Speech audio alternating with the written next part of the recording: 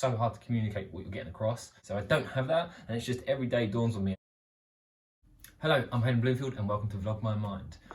So this week I wanted to concentrate on empathy and emotional intelligence because it's something that really throughout the week as I've been journaling, it's become present. It's become quite obvious that it's an issue that I struggle with, and I have for a long time, especially just empathy in my mind is this concept that I've struggled with, and I've been conscious of it and tried to think on how I actually do it, and if I do it that well, or if I do it poorly, I feel like I'm a bit useless at it. And I think I've really been trying to pin this down, and I think it comes from being so fixated on striving for something. I really have had for a long time this destination mindset of always firing after something. And so I think in being so concentrated on getting to that thing that I've always found it hard to think of practice empathy on myself and practice empathy on others, just because my mind's so driven on this tangent whenever I'm in that conversation or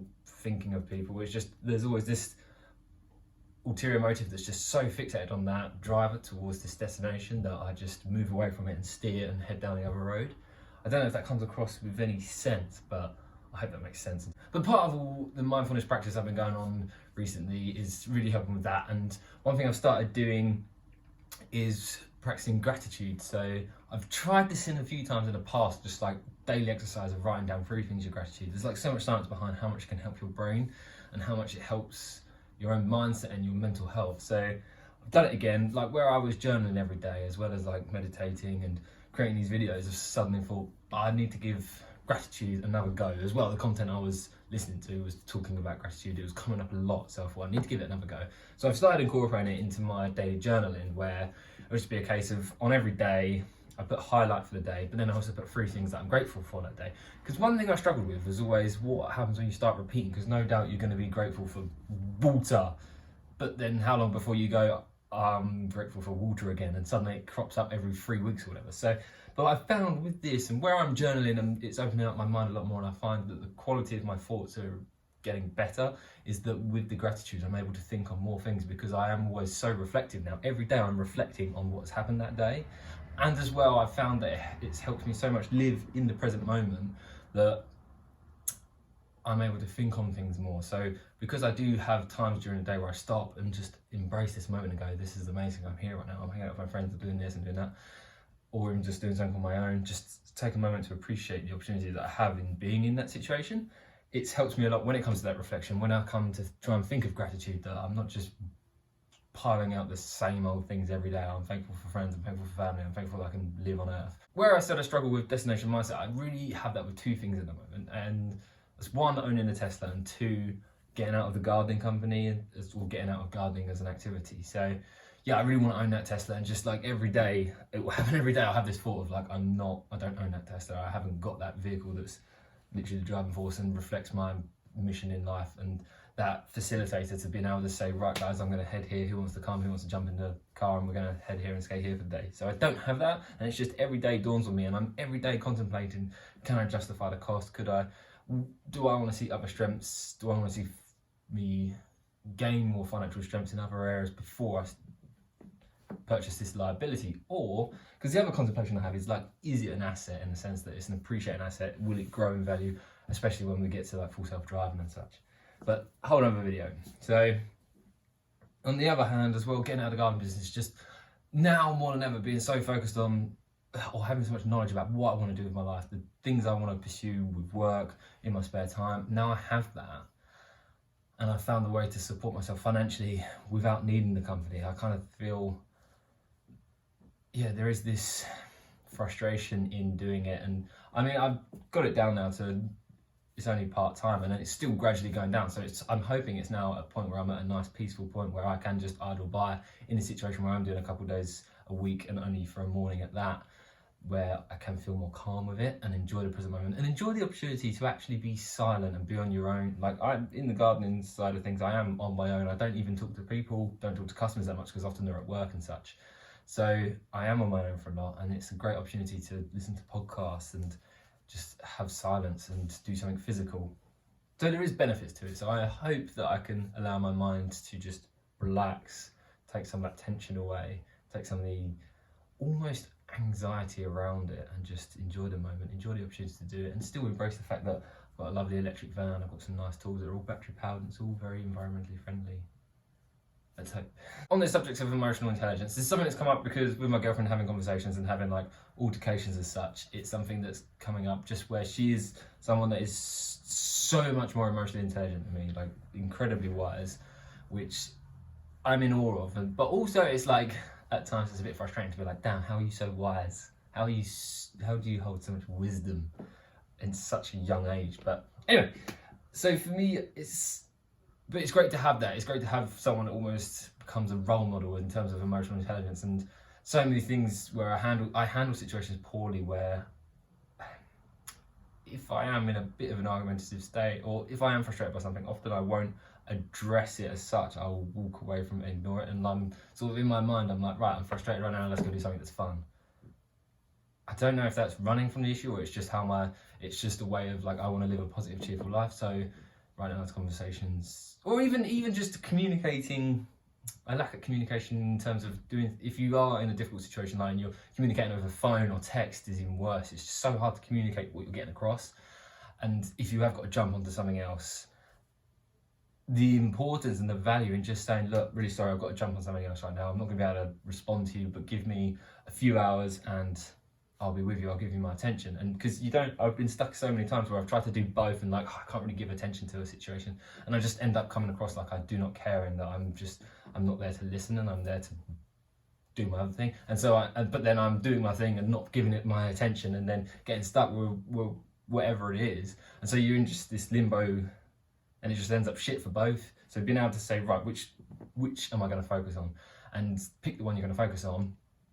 Or sometimes that choice is made for you because you're not in a situation to choose the other. So then communicate to the other side, whether, like, if I'm out skating and I'm trying to deal with a situation with my girlfriend on the phone, just if you're going to focus on skating, say to your girlfriend, look, I can't focus right now, I'm going to have to step and do this thing. And also I think we're getting a bit frustrated with it, so let's calm down and have the day to relax and then talk about it this evening. Or like with your friends, just say, look, I just got to shoot off for 2 minutes and take a phone call, or just take yourself away from the situation, wander off for a couple of minutes just to have that phone call and say, look, I've got 2 minutes, let's run through this.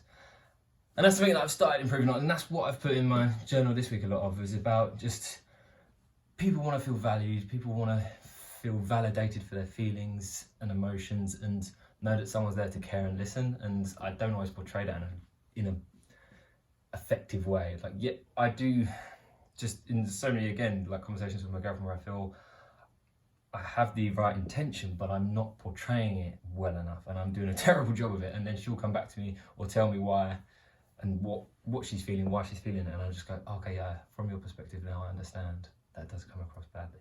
And so I suppose I have that delayed empathy. I have this struggle with delayed empathy where after hearing it from her, I'm like, I can see.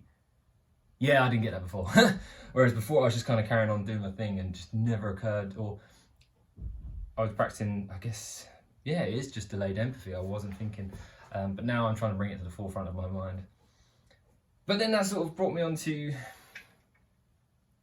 one thing I think is, like, if you are being more mindful and being more present and being in the moment, will that sort of go against empathy in a sense of, if I am focusing so much more on being in the moment, enjoying a situation and just focusing on that, will it take my attention away from thinking of others? Which that would only occur really if you spend every waking moment in the present moment. Wake up and you're in that moment of waking up, have breakfast in the moment of getting breakfast, all the way through your day. So I think, because this is something I find strange, is like, do you have to structure it? Do I need to structure empathy into my day of like, this is the moment where I am empathetic and I think of others in my life and what can I do to help them? Maybe it is something I'm starting to learn, that I'm very structured, and I've had it with everything. So like with yoga, with meditation, it's journaling. It's something that I have to put into my daily practice. It has to be done every day. I need to have that routine. Like, I get up every morning, I do meditation, I do yoga, and as soon as I break that, it's just utter chaos in my mind of just like, I haven't done it, I failed, I'm not doing it right, this is wrong. And I had this conversation with my girlfriend about just validating her feelings and showing empathy, and I was just like, how do I do that? Like, is it just a case of like, I ask you how your day went every day, or do I do it once every 3 days? Like, what's the structure here? And it sounds like so inhumane. And it's just like, can I really not grasp basic communication and emotions? But who knows?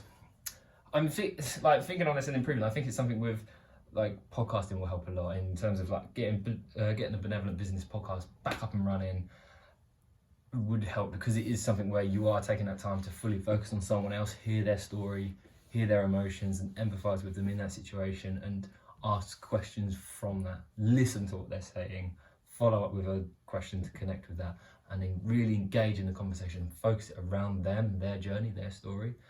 And where I've stepped away from that, I'm not having those conversations so much, or I am in, but just more infrequently. So if I can get back on that frequency, jump back on that podcast, be interviewing people, really getting to know them, understanding their stories, asking them questions, having that empathy, being in the moment with them.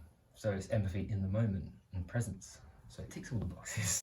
But it is something overall that I'm trying to think in my life, like all the things, like I'm doing so much at the moment to change, especially over the last like 3, 4, 5, 6 months. I've seen so much improvements in myself and my mindset, and just even like moments of like anger are just sort of dissipating, and just like little things on road rage, like literally, or like when you see red for moments. I had it the other day, just like I was unloading the van and I just saw red on something and just like threw the mower ramp, but it only lasted for seconds, and then I snapped out of it and I was like, right, you had those emotions, you had that anger, I guess, but just move away from it, come back to the moment, let's think about the positive. What are you enjoying right now? Look, you finish work, you're unloading, go and have your day. And like, especially in skating, I would have a lot of anger at times if I'm trying to trick and I'm just getting beaten up, covered in scratches, bruises, blood, not getting this trick, knowing that I'm able to do it, but for some reason my body just won't do what my mind's telling it to do. End up throwing my board, focusing my board, ripping my sock off in anger once. I just find that those moments are escaping me now, and that when I do start to find that I'm getting frustrated with something, I'll just pause, have a moment and go, right, why are you mad? Well, I'm mad, I can't do this. Well, if you think about it, it's dark now, you can't see how you're going to be able to do anything, and you're cold and you've been sitting there, so you're freezing, your body's not limbered up. Oh yeah, good point. Okay, let's carry on, just enjoy this. Or let's stop and just think on what we have been doing for the afternoon and enjoy that. And so I have so much more appreciation now, especially where I was out of skating for a couple of years and I'm back to it so much more now. I have so much gratitude around being able to do it and hang out with my friends on such a regular basis that we're just having a great time, making great memories, filming stuff, taking photos, learning new things, drinking coffee and having a beer every now and then. So it's all wonderful. And if I do have a bad day skate, I can just relax and be like, well, today's not the day I'm skating, today's the day I'm gonna sit and have a coffee. And when that skating comes back, just know it's gonna come back and I'll be fine, I'll be back on top and I'll be learning something again. So that's what I wanted to focus on this week, about increasing my empathy, increasing emotional intelligence, trying to gain some wisdom.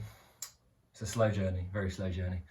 But yeah, share your thoughts, feelings. Until next week, goodbye.